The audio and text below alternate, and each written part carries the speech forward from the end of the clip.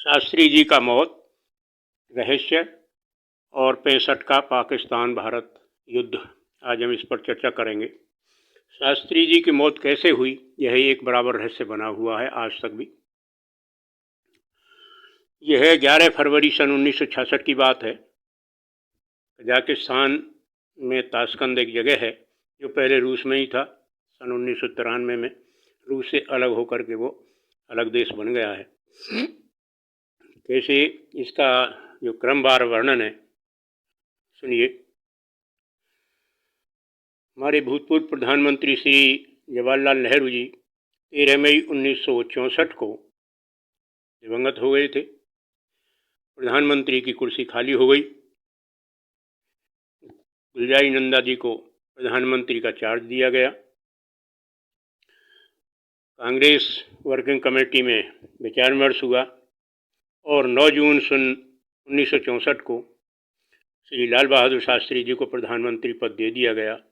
बहुत छोटे कद के, जिनकी हाइट केवल 5 फीट 2 इंच की थी।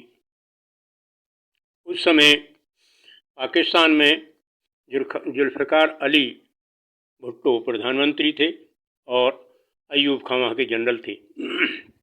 सन 1962 भारत चीन लड़ाई में भारत को बुरी तरीके से हार देखनी पड़ी थी।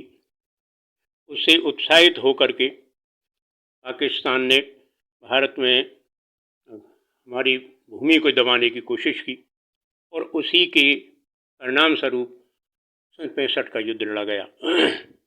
इसका ब्यौरावार वर्णन ये है कि इन्होंने गुजरात के कच्छ से रण चालू किया। लखपत होते हुए ये नलिया तक पहुँचे। इस अगस्त सितंबर 65 की बात है। नलिया में तब तक देश के सैनिकों को तो पता नहीं था।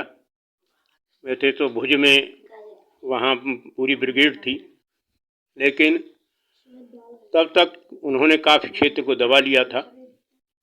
वहाँ जो आदिवासी थे, उन लोगों ने जब उस सेना को आते हुए देखा तो प्लानिंग बतौर एक वेश्या को वहाँ पर नाचने गाने के लिए उन सेना के सामने खड़ा कर दिया। और जब तक सेना भारत की पहुँची तब तक वो लड़की नाचती ही रही।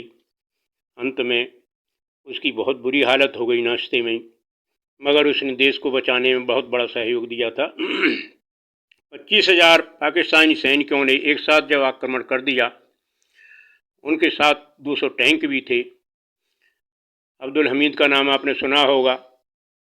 उस वीर जवान ने वहाँ 3 टैंक एक साथ तोड़ दिए। कुल मिलाकर के 100 टैंक, जिनको पैटर्न नाम दिया गया था, अमेरिका के थे। वो रोका नहीं खाते थे, लेकिन भारतीय सैनिकों ने अदम्य साहस से 100 टैंकों को मार गिराया। उस समय यहाँ मुस्लिम जो रेजिमेंट थी, उसने लड़ने से मना कर दिया, जो एक भारत के साथ में गद्दारी थी। उस रेजिमेंट को भारत में हालांकि बाद में भंग कर दिया गया। तब तक पाकिस्तान की सेना 210 किलोमीटर अंदर पहुंच चुकी थी और नलिया पर वह रुकी हुई थी। इसी समय भुज से सेना की कमान पहुंच गई और उस आक्रमण को वहीं की वहीं रोक दिया। अब जब प्रधानमंत्री श्री लाल बहादुर शास्त्री जी के पास सूचना आई अचानक आर्मी की तरफ से कि क्या किया जाए, तो उन्होंने भी अपने साहस का परिचय दिया और तुरंत कार्रवाई के लिए आदेश दे दिया कि जो भी कुछ कार्रवाई होगी संसद की, उसे बाद में देखा जाएगा। आप सेना पूरी तरीके से हकदार है, किसी के ऑर्डर की ज़रूरत नहीं है, सेना स्वयं निर्णय ले। फिर क्या था, एक साथ ही भारतीय सेना ने पाकिस्तान पर पंजाब साइड से आक्रमण कर दिया। एक साथ जो आक्रमण किया है, पहले ही समय में हाजी पीर को भारत ने ले लिया और एक साथ जब सेना नदी की तरह बढ़ी है तो वहाँ से 50 लाख व्यक्ति एक साथ पलायन करके भाग गए। 8 अगस्त तक भारतीय सेना ने हाजी पीर, मुजफ्फराबाद, अखनूर, सियालकोट तक को कब्जे में ले लिया। लाहौर तक पहुंचने ही वाले थे। 720 वर्ग किलोमीटर का क्षेत्र अपने हिस्से में ले लिया।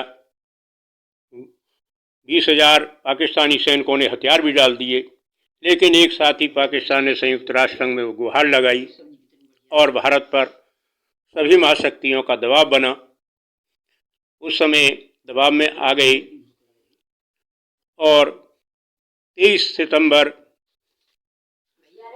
1965 को युद्ध बंद करा दिया गया। ये युद्ध बंद करा दिया गया। सेना अपनी अपनी जगह पर जम गई, अपने अपने स्थान पर काबिज थी। तो महाशक्तियों ने जोर लगाया तो समझौता के लिए बाध्य कर दिया और 10 फरवरी 1966 को हमारे प्रधानमंत्री स्वर्गीय श्री शास्त्री जी ताशकंद बुलाए गए और उन्होंने समझौते पर सिग्नेचर किए। ये तो दबाव में ही होंगे और वहाँ से लौटे बराबर अपने यहाँ की खबर रखते थे, फ़ोन करते थे कि क्या प्रतिक्रिया हो रही है। उनको भारी सदमा था, क्योंकि इतना भूभाग लौटाने पर समझौता हुआ था कि जो जिसने विजित किया है उसको लौटाना पड़ेगा। तो इतनी सैनिकों की कुर्बानी के पश्चात जब 10 फरवरी को समझौता हो गया तो हार्ट के पेशेंट थे, उन्हें 11 फरवरी को हार्ट अटैक हो गया और हमारे ऐसे अदम्य साहस वाले प्रधानमंत्री श्री शास्त्री जी दिवंगत हो गए। यह जो चर्चा है ये सिद्ध कर दिया है, गोहरवानों की जो उक्ति है कि भारत माता शेर जनती है, कोई इसे झुटला सकता नहीं। भारत को कोई गुलाम बनाए, ये किसी की ताकत नहीं। तो हमारे जवानों ने वो सब कर दिखाया। अचानक आक्रमण पर इतना साहसपूर्ण कार्य करना कि उसके क्षेत्र को भी दबा लेना, गिड़गिड़ाने लगा। तो ये अदम्य साहस भारतीय सैनिकों का स्मरणीय रहेगा और प्रशंसनीय रहेगा। सदैव हमारा गर्व से सीना ऊंचा किए हुए है। बार बार हम उन शहीद और युद्ध में शामिल होने वाले सैनिकों को बधाई देते हैं। वास्तव में वो बधाई के पात्र हैं। उसमें अब्दुल हमीद का बहुत बड़ा सहयोग रहा था। मैं उनको बार बार बधाई देता हूँ।